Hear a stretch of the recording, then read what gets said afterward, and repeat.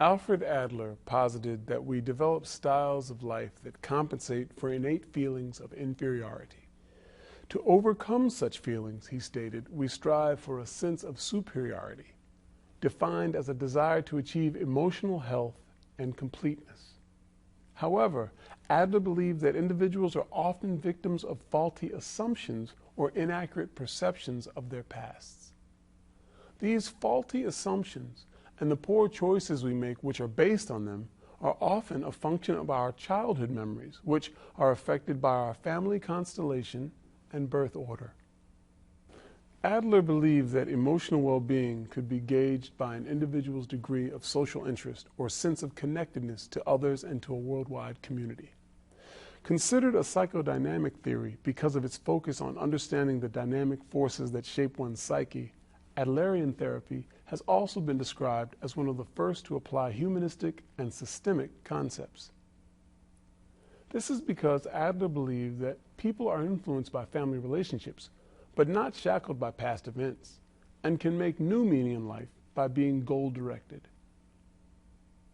Adler saw therapy as occurring through a series of stages that included establishing a collaborative relationship, analyzing the client's problems, sharing insights, helping the client reorient to new ways of living, and reinforcing and evaluating the change process.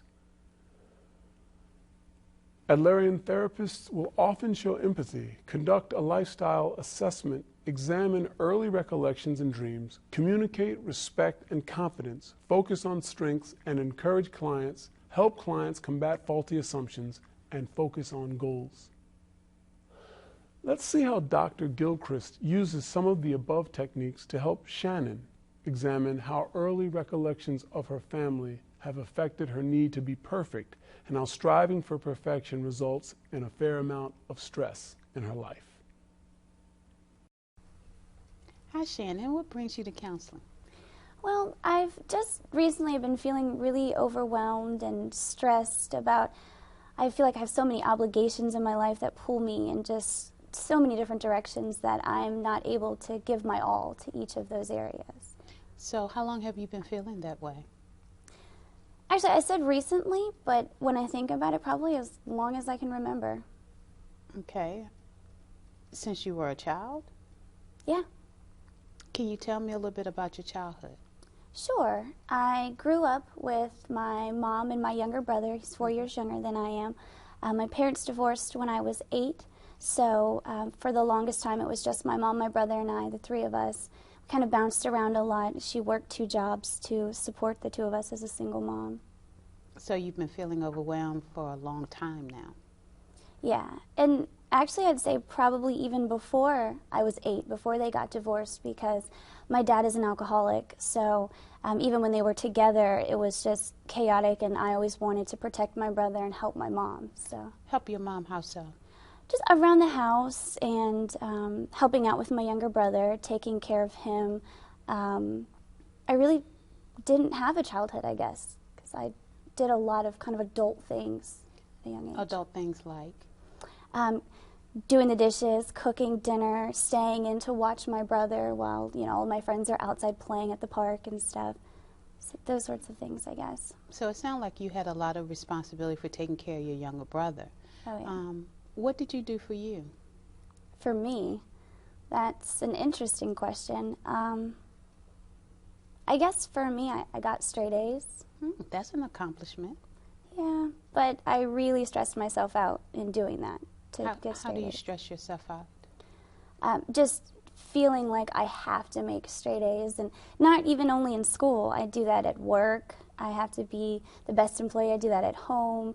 I do that with my friends and roommates, and even in relationships, like romantic relationships. So it seems like you strive to be perfect in school and in other areas. You might even be striving to be the best client. Yeah, I guess. Sounds like you have this need to be perfect. Is that stressful? It is, because I feel very disappointed if I don't do my best. I beat myself up over that. So it's really stressful. Who placed the expectation on you? I guess I do, but in order to make people proud of me, I guess. Okay. Can you tell me your earliest recollection of maybe not being perfect? Yes, and actually, when you said that, that came to me immediately. In 7th grade, I got my first B, and I was extremely upset, and I cried the whole way home, and I just, it was an awful feeling. It was awful.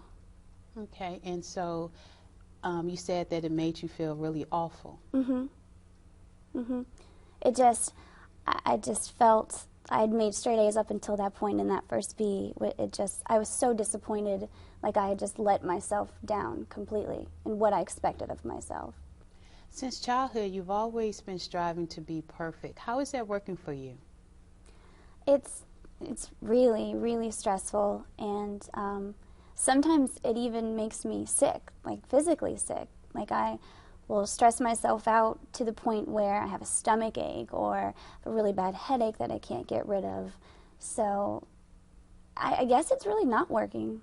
And so it seemed like this stress, the need to be perfect is really causing physical symptoms as well as adding to your stress level. Yeah.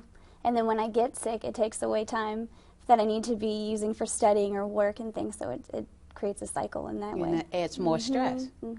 So what would it be like for you to act as if you're still that hard worker, you still have high goals, but not stressed, not necessarily striving to be perfect, but to still be that hard worker and to have high goals?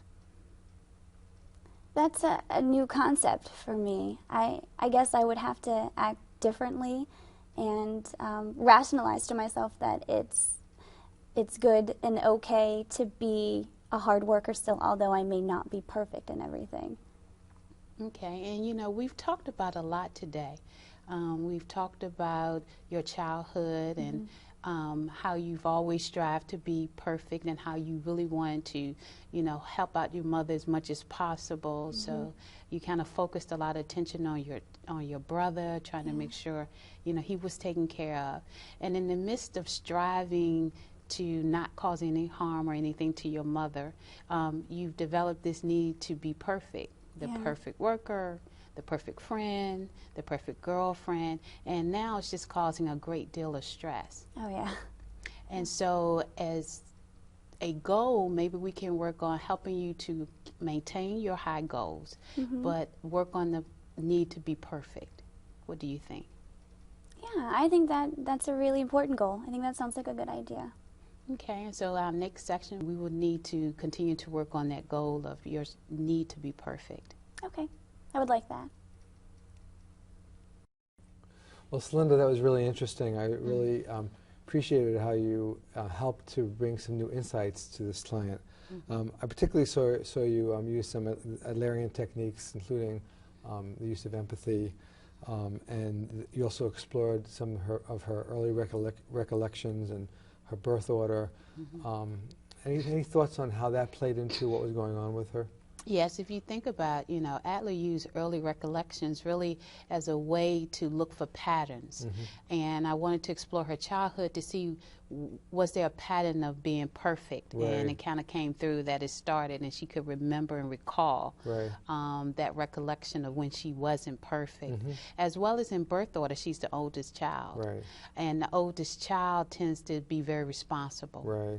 And really strive to make their parents proud of them. And they tend to have, certain perfectionistic characteristics. And so she kind of fits the typical oldest child. Right, she fits that pattern. I'm thinking, actually, as you were talking, I was thinking how, what a good approach this would be for school counselors and people working with children, because they're particularly affected by birth order.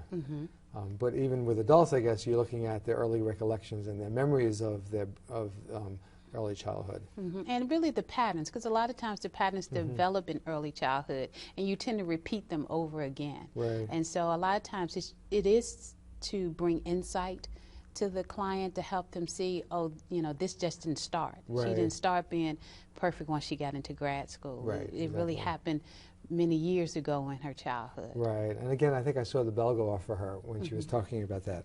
I also saw that you were going through some of what people talk about in terms of the Adlerian stages with her, such as establishing a collaborative relationship and analyzing the client's problems, and again sharing some of the insights that you discovered with her.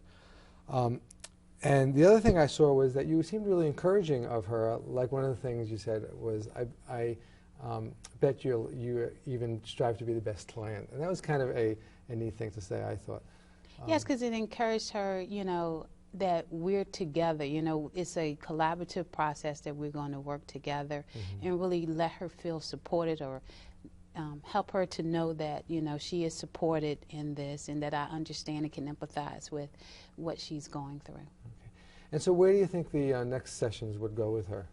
I think the next session we really would explore more her need to be perfect and try to come up with goals to help her deal with that, to reduce the stress, because now it's starting to cause a lot of stress. Right. So kind of get her to look at goals that will allow her to still feel good about herself, but not have the need to make everything perfect. Right.